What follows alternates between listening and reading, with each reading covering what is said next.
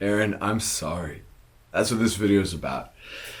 It's actually what this set of videos is about, because I've done so many bad things to you, I could not fit them all in one video. I was really upset the other day when Denise called me, telling me that Mom has passed on. And I was like, Mom, I've been working on this apology for the past week. You can't die yet.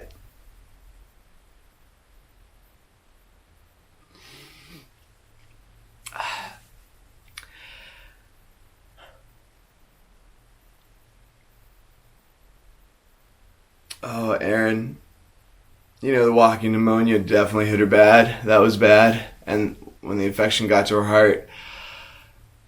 But you and me and our toxicity, that was the worst infection Mom has ever had in her heart. And we've been mad at each other for so long that it just became our normal. And it's like, can you even remember the first time I was mean to you? Or the first time you were mean to me? Because I can't remember the first time you were mean to me or that I was mean to you. And I over the years, I'd do something to you, and then you'd retaliate, and then out of ego, it'd be like, oh, well, I can't lose this, because if I can make Erin wrong or stupid once, and it's like she was always wrong and stupid, and then I would have to retaliate even harder to make, just for my own pride, so that I would be right, and then out of defense, you would have to retaliate to prove that you weren't stupid, and that if you could prove that I was stupid once or wrong, that I was always wrong and stupid, and that you weren't. And it just kept building and building and building, and for years it's like, well, why are you guys fighting? I don't know, man. It's always been this way. Always has, always will be. I don't even know when it started. It's just been as long as I can remember. And then the Costco fiasco. That was an impressive new low. Fudge. I was like, God almighty, why is Erin like this? Why did she do this to me? And then God was floating to the surface of my thoughts. God floated to the surface of my thoughts like a typical conversation that we may have. But I'm a visual thinker, so if I couldn't see anything, it was really easy to dismiss because it was all in audio. God was even trying to emphasize and highlight the how we would talk to each other. But again, I'm a visual thinker. Couldn't see it, couldn't process it. Well, I gotta go grab a picture. I gotta go grab a picture here. Then really soon after God tried to bring that to my attention, I came across this picture. The text says, I will always find you. I will always find you. And it's amazing to me how it's literally the same text in both sticky notes. I love this how it says fonts matter, because once I saw this, I could visually break this down and actually process what was going on. And it's like if I could actually write out in text what you and me were speaking to each other in between the lines, like our box over here would be like, you're safe, you're loved. And over here would be like, you're not safe and therefore unloved, you're stupid. And I realized, Erin, you and me have never felt safe with each other and therefore never felt love from each other. And if I could go back to the Costco thing and be like, Erin, what the fudge? Why'd you do this to me? You'd probably say like, I only did Costco to you because you did Z to me. I only did Z to you because you did Y to me. I only did Y to you because you did X to me. I only did X to you because you did W to me. And it's like it just goes back and back and back. And I was able to like go back as far as like, Erin, we've been nasty to each other our whole lives. I've been nasty to you for 24 years. And I was actually nasty before you got here. I remember I was 6, Sean was 2, and the guy just idolized me. I was the coolest thing, and he shouted me everywhere. He just looked at me like, you are the coolest thing in existence, and I'm so blessed that you're my brother. And I looked at him, cause like I had a perfect life before you showed up. Now I gotta share my dad, my mom, my toys, my stuff, my space. I hate you. And one time I spat on him, and it wasn't just a little spit, like it was like a big collection of spit, like a water balloon without the balloon. And it just, and he's still smiley, like, you can do no wrong, Austin. I adore you. And Mom was baking cookies or something, and she came around the corner, and she's like, hey, how's that? Who spat on Sean? Did you do it, Austin? Or did he spit on himself? And I was thinking, yes, a way out. He spat on himself, Mom. And the next thing I knew, I was in timeout. And I was like, fudge, how did she know? I hadn't even watched Star Wars yet, but I knew Mom was some sort of Jedi. Another time after that, Mom was very pregnant with you. We were at the hospital.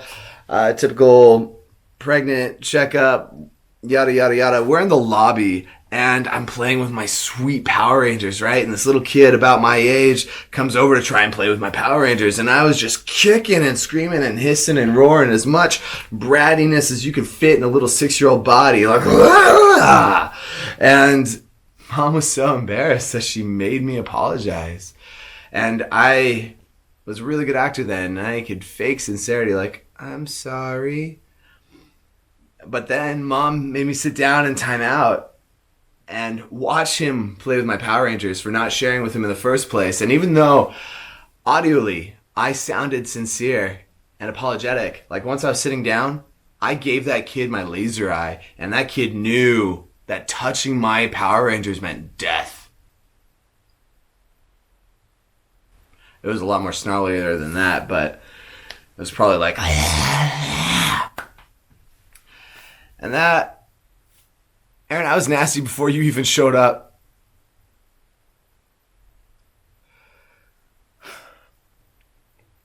And then you did show up. And I don't remember the first thing I did to you. But I just knew I always was nasty, and I didn't even have good reasons why. I remember one time, the biggest heartbreak I ever did to you.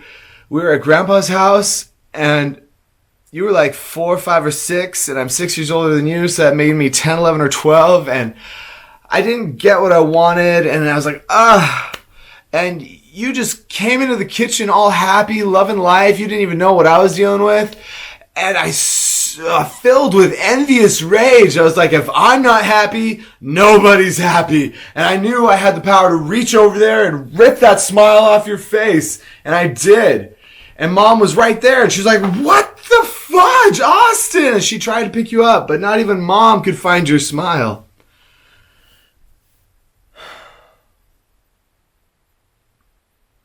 And that's been your life. And we've been at this for years, and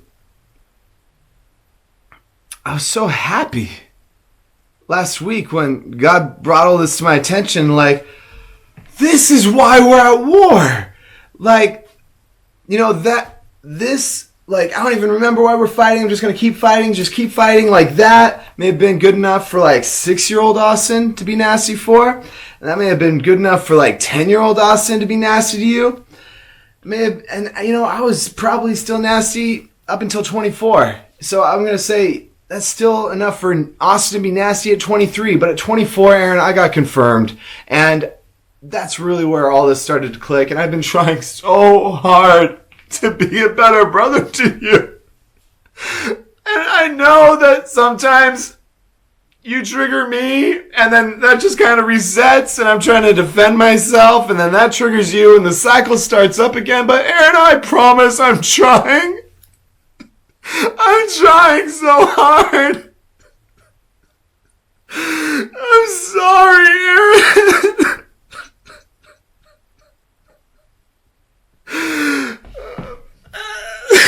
I was just so happy last week when God revealed this to me. I'm like, that was nasty. That was fine for nasty Austin all those years, but you know what? I'm 30 now, and it's not enough for me to still be nasty to you, and I can outgrow this.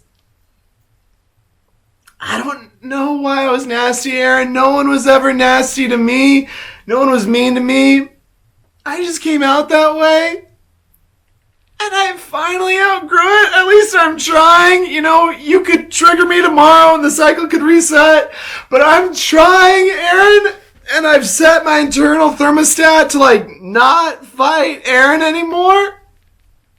And if you need more on thermostat, there'll be a couple videos where I learned it.